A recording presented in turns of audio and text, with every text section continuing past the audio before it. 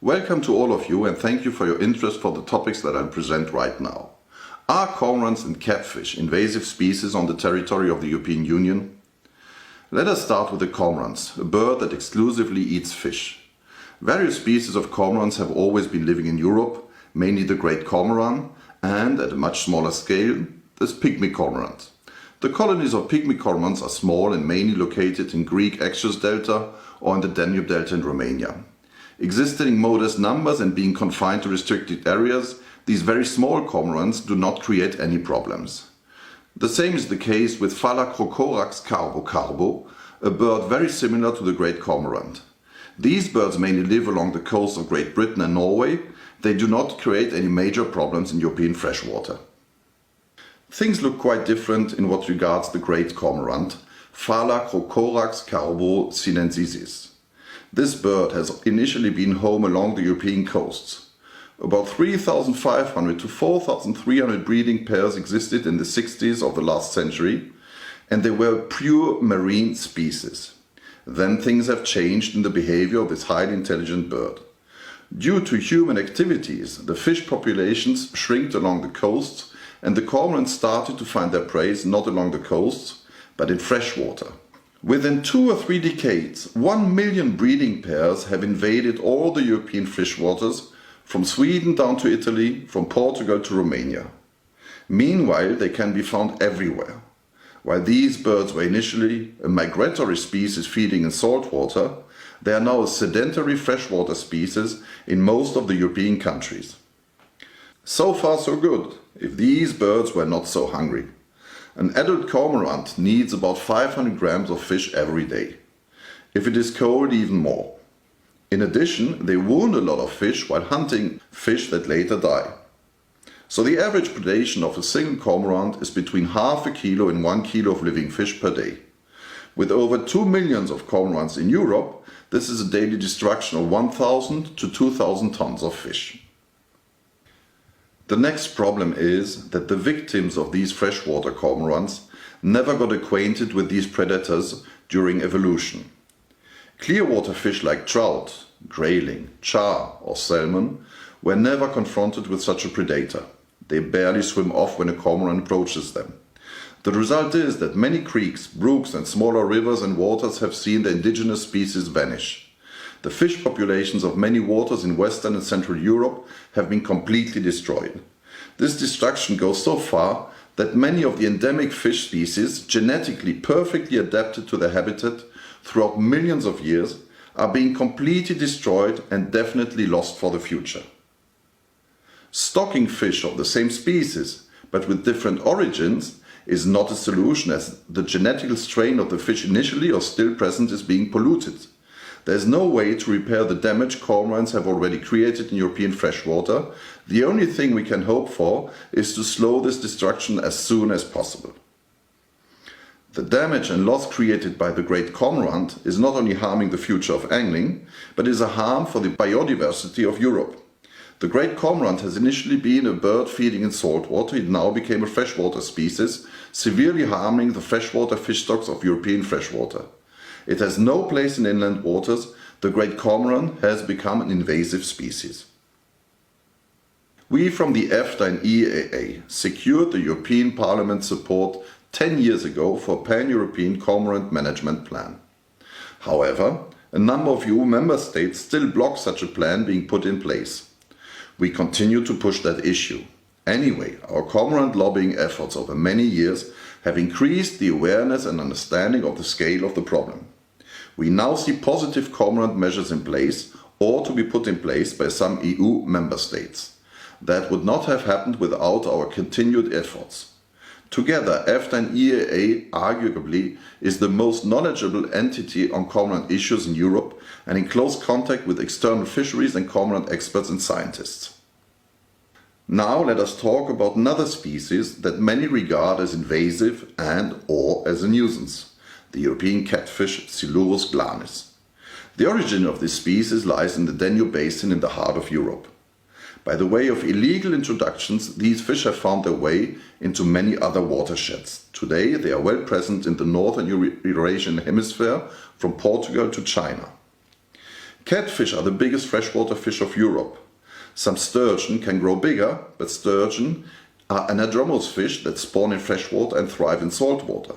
Catfish remain in freshwater during all their life cycle, growing up to probably 200 kg of weight, reaching 2.5 to 3 meters in length. During the past 30 years, I've intensely followed the development of catfish populations from Western Europe to Mongolia. Our neighbors from Eastern Europe know these fish very well. In Bulgaria, Romania and Hungary, it is one of the most sought after fish species and one of the main income sources of the local commercial fishermen. The same is the case in the Ukraine, in Russia and in Kazakhstan. The opposite is happening in Italy, France or Spain. Catfish are a new species there. Growing big, being slimy and having a huge mouth, these fish became very quickly the ideal scapegoat for any type of problems in and around the waters. They are being made responsible for every type of nuisance. But there's no reason to blame them that way. While cormorants threaten species that they have never been confronted with during evolution, the opposite is happening with catfish. Whether they live in Italy, France or Spain, catfish are confronted with the same prey as in Central or Eastern Europe. Fish species, crayfish and freshwater mussels that evolution has always confronted with catfish. Fossils confirm that over 150 million years ago, catfish were already well present not only in Central or Eastern Europe, but also in the western part of Europe. All potential prey in European freshwater already had the necessary time to learn how to live with such a predator, the opposite of what is happening with the cormorant. If catfish would be the destructors, as many claim them to be, evolution would already have exterminated them. An animal killing every life form around itself is quickly extinguished itself. This is how nature works. In fact, more and more empiric observations and scientific studies show that catfish are of great benefit to the waters they inhabit. The healthier a catfish population is, the bigger is the biodiversity of species in the same habitat. 76 species of freshwater fish live in the delta of the Danube, where catfish have been present for millions of years. On the opposite, the Spanish peninsula, where catfish have been absent before 1974, does not even host 15 indigenous freshwater species. The explanation for this phenomenon is quite simple. Catfish always concentrate on the most available prey. This is, for example, the invasive carp in Spain, bream in France and crucian carp in Italy. These fish species occupied almost half of the available habitats in the cited countries before the arrival of the catfish. Being too big an average even for pike, they had no predators and could develop on the detriment of other species by occupying their ecological niches. Catfish have ended that. The result is not only a broader variety of fish species, but also a bigger average size. There is also no competition between catfish and other predator fish. In Spain, the zander populations have literally exploded long time after the arrival of the catfish. Spain became one of the very best destinations worldwide for zander fishing. The same happened with zander and asp on the Po in Italy. Despite the competition with the catfish, these predators have meanwhile colonized the north of Italy, well after the arrival of catfish. Many commercial fishermen in European freshwaters do complain about catfish. They make them responsible for bad catches. In Italy, the former commercial fishermen of the Po that were living from eel will tell you that catfish have destroyed the eel populations of the Po. This is completely wrong. Eel vanished from all European waters, also from all the waters where catfish never existed. The commercial overfishing of the eel stocks in the 60s, 70s and 80s of the past century and the many hydroelectric dams are responsible for the massive destruction of the European eel populations, not the catfish. Italy and Spain have completely overreacted on that subject. In both countries, poaching with illegal fishing means by fishermen from Hungary, Romania and Bulgaria became very common. These people are killing huge amounts of big catfish in order to sell them in their home countries. The authorities are aware of that, but tolerate these activities. To them, it is good that some people are interested in these non-indigenous fish they want to get rid of.